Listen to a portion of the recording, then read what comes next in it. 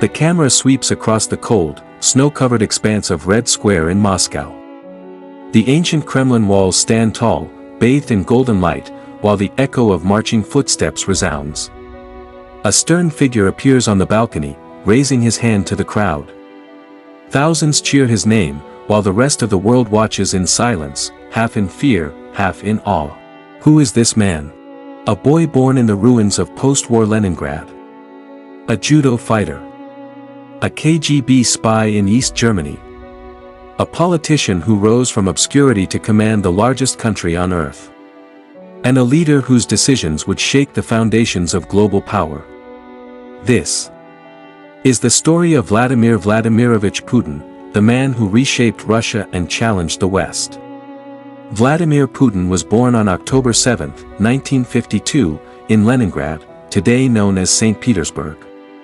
But his arrival into the world came just years after one of the most brutal chapters in human history, the Siege of Leningrad. During World War II, Hitler's army starved the city for almost 900 days. Nearly 1 million civilians perished. Those who survived lived on bread made from sawdust and wallpaper paste. Putin's parents were among those survivors. His father, Vladimir Spiridonovich Putin, was a factory worker and a decorated war veteran who had fought to defend the city. His mother, Maria Ivanovna, had endured near starvation and illness during the siege. By the time young Vladimir was born, the scars of the war were everywhere. The family lived in a communal apartment, sharing cramped rooms with 2 other families. Life was harsh, food was scarce, and survival was a daily struggle. As a child, Vladimir was small, restless, and often got into fights with bigger boys in the neighborhood. But unlike many children, he had a fiery determination. He once said, "I was a hooligan, I was a real troublemaker. But I always knew how to defend myself." Putin's restless energy soon found an outlet: martial arts. At the age of 11, he began training in judo and sambo, a Soviet combat sport. What began as a way to defend himself on the rough streets of Leningrad soon became a lifelong passion. Judo taught him discipline, patience, and strategy. It wasn't about brute force, it was about using your opponent's strength against them. The philosophy of judo would later shape his political tactics: wait, watch, and strike at the right moment. Even today, decades later, Putin proudly showcases his black belt in judo. For him, martial arts were not just sport, they were training for life. In school, Putin was not a star student at first. Teachers described him as unruly and inattentive. But something changed when, at the age of 14, he picked up a book that would alter his path forever, a biography of Soviet intelligence officers. From that moment, Putin became obsessed with the idea of joining the KGB, the powerful Soviet secret police and intelligence agency. For him, being a spy was the ultimate dream. It combined patriotism, secrecy, and power. Unlike other children who dreamed of being athletes or artists, Putin wanted to serve in the shadows. He went to the local KGB office as a teenager and boldly asked what he needed to do to become an agent. The officer told him, "Study law." That was all Putin needed. He threw himself into his studies, determined to prove himself. In 1970, he enrolled at Leningrad State University, studying law with a focus on international affairs. Upon graduating in 1975, Putin achieved his dream. He was recruited into the KGB. The KGB was more than an intelligence agency, it was the beating heart of Soviet power, feared at home and abroad. Its agents conducted espionage, suppressed dissent, and controlled information. To serve in the KGB was to be part of the Soviet elite. Putin was assigned to the first chief directorate, focusing on foreign intelligence. After rigorous training, he was posted to Dresden, East Germany, in the mid-1980s. This was the Cold War at its peak. The Berlin Wall still stood, and Europe was divided between NATO in the West and the Soviet bloc in the East. Putin's job was to recruit informants, gather intelligence, and monitor potential threats. But life as a spy in Dresden was not like the glamorous world of James Bond. Instead, it was a life of quiet reports, careful observation, and endless waiting. Still, Putin took pride in his work. He mastered German, studied Western technologies, and learned how power could be exercised not just with weapons, but with information. In 1989, everything changed. The Berlin Wall fell. East Germany began to crumble. And the Soviet Union itself was showing signs of collapse. Putin was in Dresden when angry crowds surrounded the KGB office. He and his colleagues burned classified documents, desperate to prevent sensitive secrets from falling into enemy hands. He later recalled how frightening it was to see the Soviet Union's power vanish overnight. The experience left a permanent mark on him. He saw firsthand what happens when a state becomes weak, when leaders lose control, and when ideology crumbles. Years later, he would say, "The collapse of the Soviet Union was the greatest geopolitical catastrophe of the 20th century." For Putin, the Cold War's end was not liberation, it was humiliation. Russia had lost its empire, its prestige, and its place as a superpower. And in his heart, he vowed never to let Russia be humiliated again.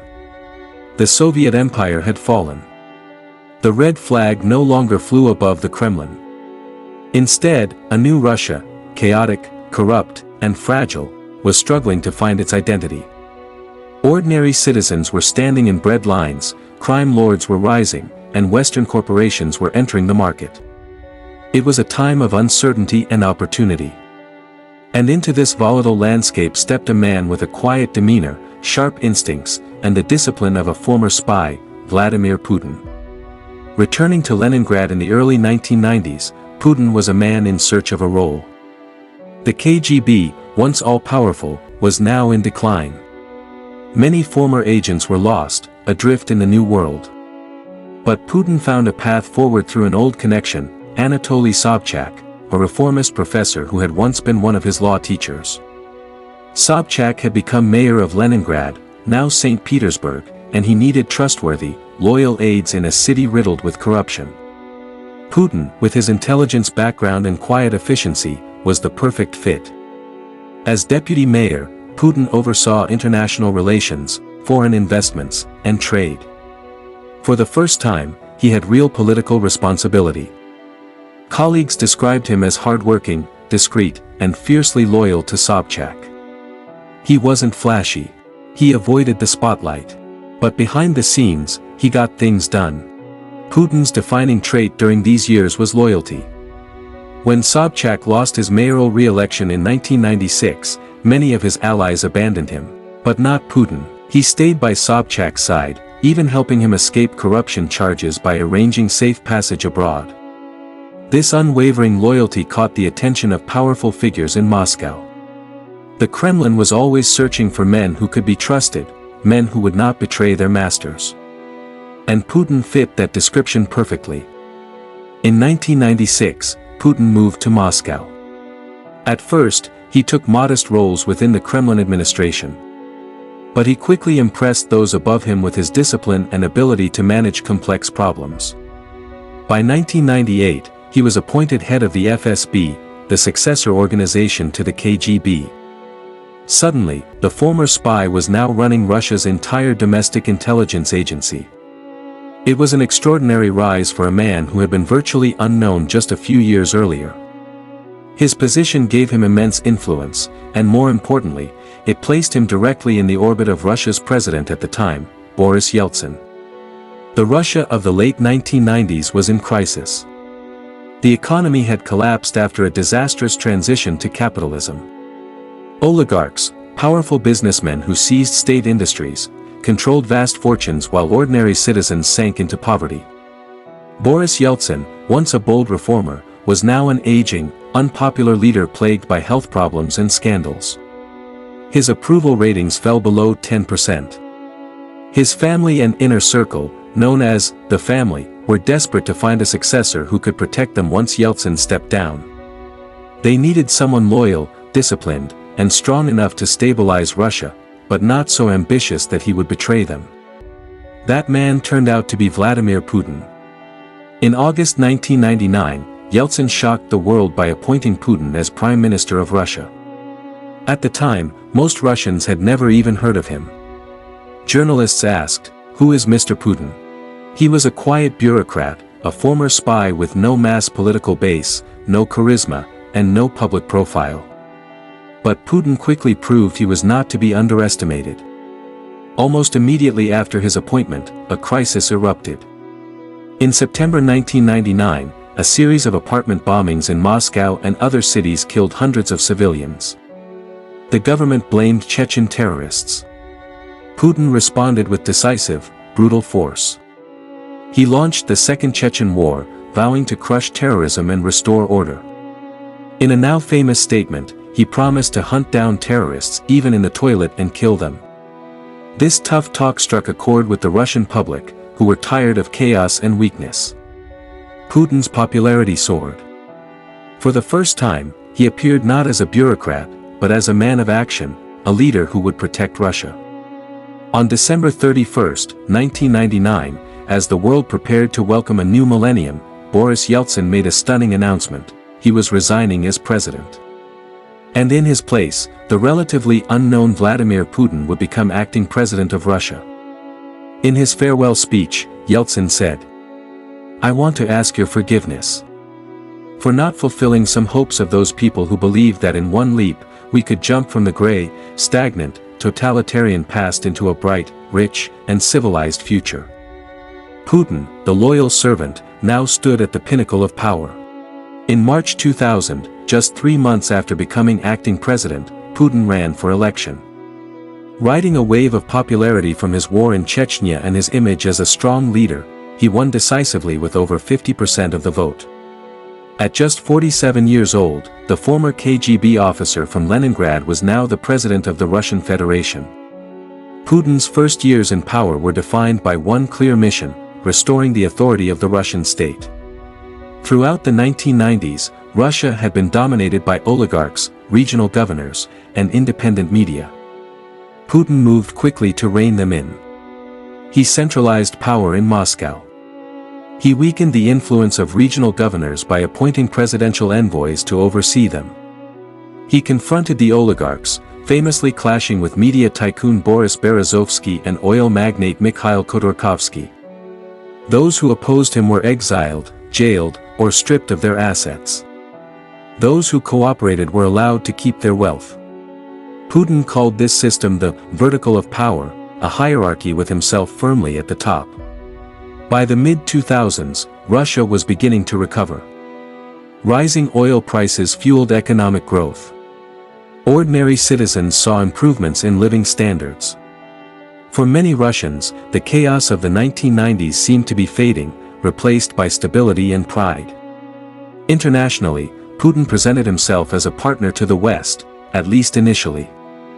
After the September 11 attacks in 2001, he was the first foreign leader to call U.S. President George W. Bush, offering support in the fight against terrorism. For a brief moment, it seemed as though Russia and the West might cooperate. But beneath the surface, Putin never forgot the humiliation of the Soviet collapse. He believed the West had taken advantage of Russia's weakness in the 1990s, expanding NATO eastward and ignoring Moscow's concerns. And as his power solidified at home, he began preparing to reassert Russia's strength abroad. The year was 2000. Russia had a new leader, young, sharp, and mysterious. The world still asked the question, who is Mr. Putin? It wouldn't take long for them to find out. At the start of Putin's presidency, Russia was still locked in the Second Chechen War. Chechnya, a small republic in the North Caucasus, had become a center of separatism and terrorism. Russian cities lived in fear of bombings. Putin's answer was simple: uncompromising force. Russian troops leveled the Chechen capital, Grozny, in brutal battles. Human rights organizations condemned the destruction, but within Russia, Putin's popularity soared. For ordinary Russians, tired of chaos, Putin was the leader who promised stability and security. His tough stance earned him a reputation as a man who would not back down, an image that would define his presidency. Once the war was under control, Putin turned to rebuilding Russia's state authority. In the 1990s, oligarchs and regional governors had been more powerful than the Kremlin. Putin ended that. He centralized decision-making in Moscow and created what he called a vertical of power. Regional governors lost much of their autonomy. Independent media came under state control. Oligarchs were given a choice: stay loyal, or lose everything. This was the beginning of Putin's Russia, a system where loyalty to the Kremlin determined survival. One of the defining battles of Putin's first term was with Mikhail Khodorkovsky, head of Yukos Oil and Russia's richest man. Khodorkovsky dared to challenge Putin politically and fund opposition parties. The result? He was arrested in 2003, his company dismantled, and his assets absorbed by state-controlled firms. The message was clear: no one, not even billionaires, stood above the Kremlin. Many oligarchs fled abroad. Those who stayed learned the rules of the game. Their wealth depended on loyalty to Putin. Despite the authoritarian turn, ordinary Russians saw improvements. The early 2000s were a time of economic growth, fueled by soaring oil and gas prices. Middle-class life began to emerge in Moscow and other big cities.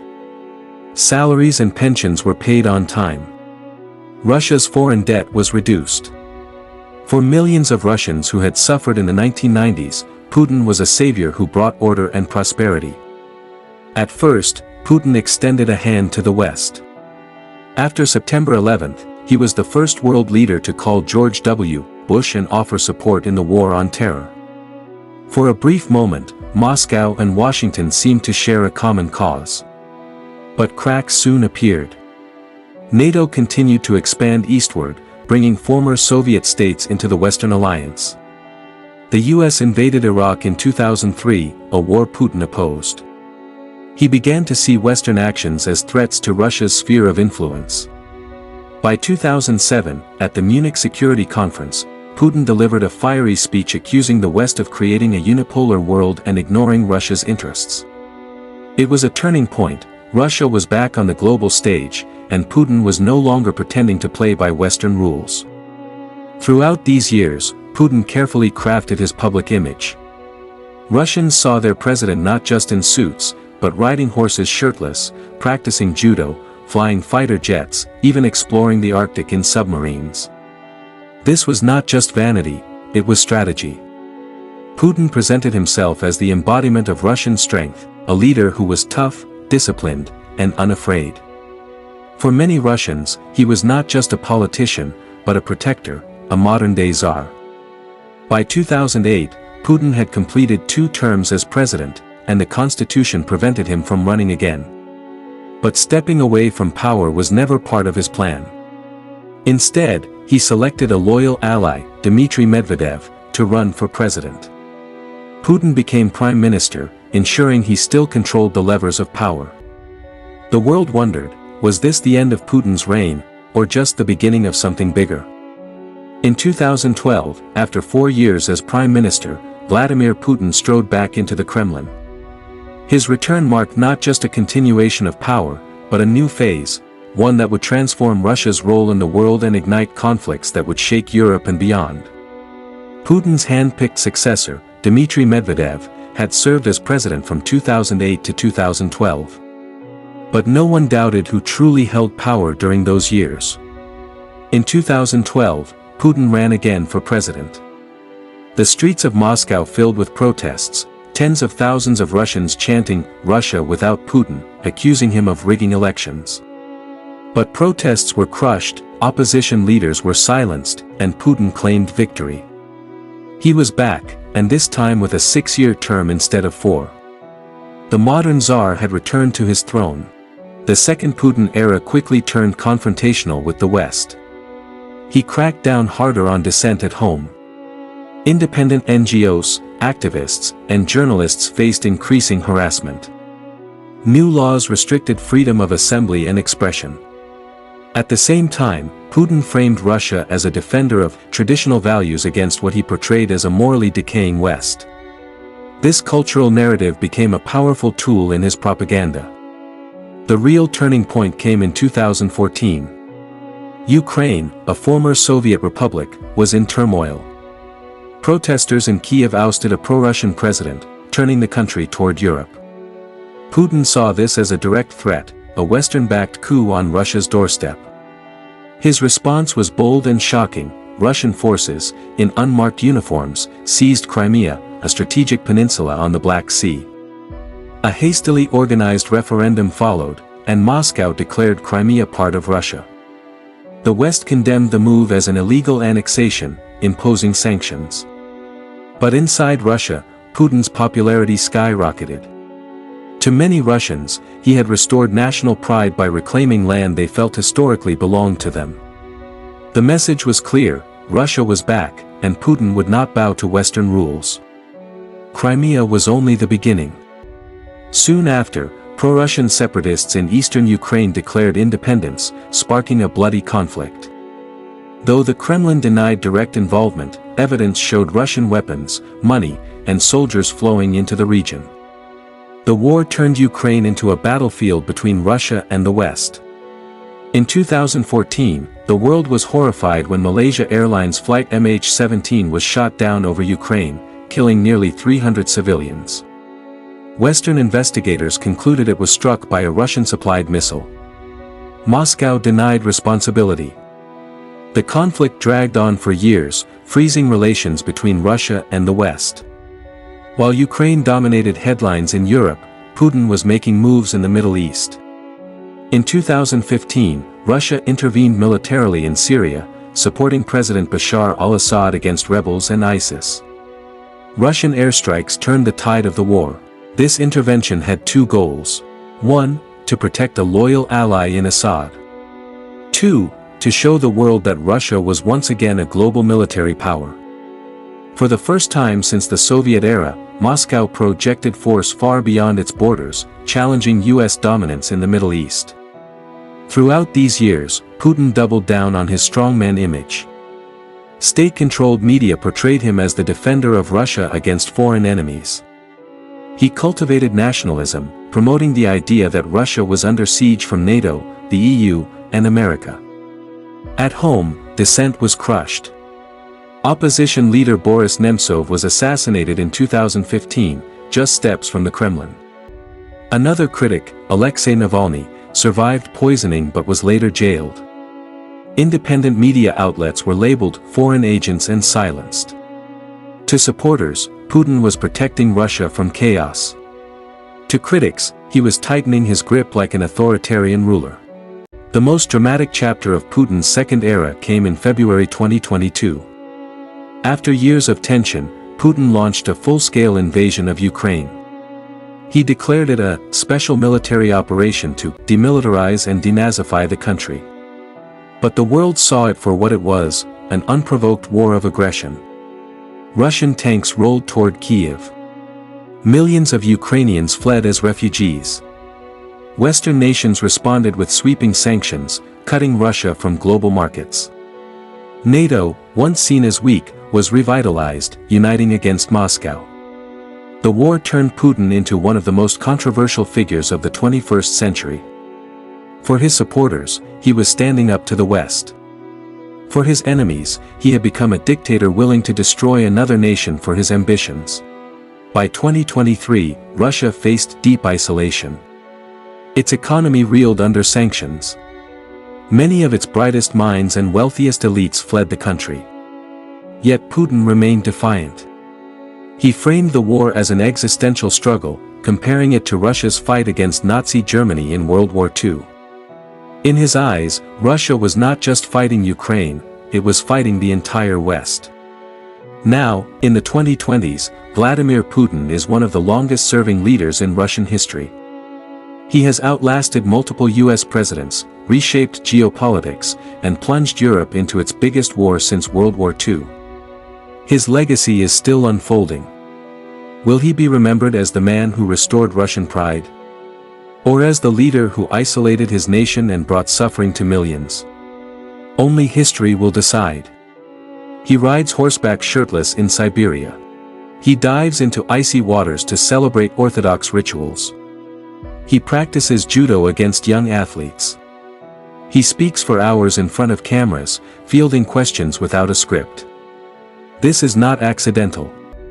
This is Vladimir Putin, crafted, packaged, and sold to Russia as the embodiment of national strength. From the beginning, Putin understood the power of image. In a vast country where politics often feels distant, symbols matter. He was not just a president. He became a brand. The tough, disciplined ex-KGB agent. The sportsman, practicing judo and ice hockey. The outdoorsman, braving the wild Russian landscape. The protector of Russian traditions, standing against Western liberalism. This image made him relatable to ordinary Russians. He wasn't just ruling from the Kremlin, he was seen fishing in rivers, flying with cranes, even exploring the deep sea in submarines. But image alone is never enough. Behind Putin's persona is a vast system of state-controlled media and propaganda. Major television networks, Russia's most powerful information tools, are tightly controlled by the Kremlin. Independent voices have been silenced, branded as foreign agents or pushed into exile. Every major political story is framed around Putin, the leader who protects Russia from chaos and foreign plots. The result? For many Russians, reality is filtered through a narrative in which Putin is always the central hero. Over the years, multiple opponents, journalists, and former spies with links to Russia have met suspicious deaths. Anna Politkovskaya, a journalist exposing Chechnya abuses, was shot dead in 2006. Alexander Litvinenko, a former KGB officer, was poisoned with polonium-210 in London in 2006. Sergei Skripal, a former Russian double agent, was attacked with a nerve agent in the UK in 2018. While Putin denies direct involvement in each case, Western intelligence agencies often point fingers at the Kremlin. These incidents have become part of the broader aura of fear and mystery surrounding his rule. Another persistent controversy surrounds the wealth and lifestyle of Putin and his inner circle. Investigations, such as the Panama Papers, revealed offshore holdings linked to Kremlin elites. While Putin's official salary is modest by Western standards, his critics argue that the Russian leader has access to enormous resources through loyal oligarchs and state-controlled enterprises. The perception of vast, secret wealth has reinforced the image of Putin as both a shrewd strategist and a figure untouchable by conventional scrutiny. State control of media remains central to maintaining power. Television networks frame news to glorify the Kremlin and discredit opposition. Social media campaigns amplify patriotic narratives, often creating an echo chamber. Western outlets and critics are portrayed as agents of disinformation, while alternative voices inside Russia are suppressed. This system ensures that Putin's perspective dominates public discourse, shaping both domestic and international perceptions. Vladimir Putin's controversies are inseparable from his achievements and persona. He has restored Russian pride, centralized authority, and projected power abroad. Yet these gains come at high moral and human costs. Millions have suffered due to wars, sanctions, or political oppression. Critics argue that democracy in Russia has been hollowed out. His rule continues to shape Europe, Asia, and global geopolitics. History will judge him not just as a man of power, but as a symbol of an era where strength, strategy, and secrecy defined leadership. Despite decades in power, Putin remains an enigma. To Russians, he is a protector, to the West, a formidable adversary, to historians, a complex figure who blends strategy, patriotism, and authoritarian control. From a small boy surviving post-war Leningrad, to a KGB operative in East Germany, to the president of the world's largest country, Putin's journey is extraordinary. His controversies, conspiracies, and opposition only amplify the legend of the man who has dominated Russia for more than 2 decades. Whether loved or feared, one thing is undeniable: Vladimir Vladimirovich Putin has shaped the 21st century like few leaders in history. The Kremlin walls glow in the twilight, shadows stretching across Red Square. The man behind the power, the myth, the controversy, watches the world with an unflinching gaze. Whether history will remember him as a savior, a tyrant, or something in between, his impact is undeniable. From the snow-covered streets of Leningrad to the halls of the Kremlin, From judo mats to international conflicts, Vladimir Putin's story is far from ordinary. It is the story of power, ambition, and the shadowy art of control.